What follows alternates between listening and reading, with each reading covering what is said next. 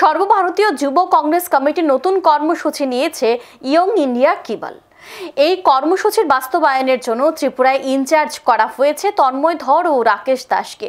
শনিবার ধর্মনগর জেলা কংগ্রেস ভবনে তারা বৈঠক করেন। পরে সাংবাদিকদের সামনে বিভিন্ন বিষয় তুলে ধরেন। 7টি বিধানসভা কেন্দ্রের যুব কংগ্রেস সভাপতিরা বৈঠকে উপস্থিত ছিলেন। এই কর্মসূচির লক্ষ্য বর্তমান সরকারের কার্যকলাপ জনগণের সামনে তুলে ধরা এবং যুব সমাজের সমস্যাগুলোকে আলোচনা কেন্দ্রবিন্দুতে আনা। সাংবাদিক বৈঠকে ত্রিপুরা রাজ্যের ইনচার্জ রাকেশ দাস জানান, সর্বভারতীয় যুব কংগ্রেসের এই ক্যাম্পেনিং পঞ্চমবারের মতো হচ্ছে। কর্মসূচির মূল উদ্দেশ্য হলো বর্তমান ডাবল ইঞ্জিন সরকারের প্রতিশ্রুতি ও বাস্তব কাজের মধ্যে ফারাককে জনগণের সামনে তুলে ধরা।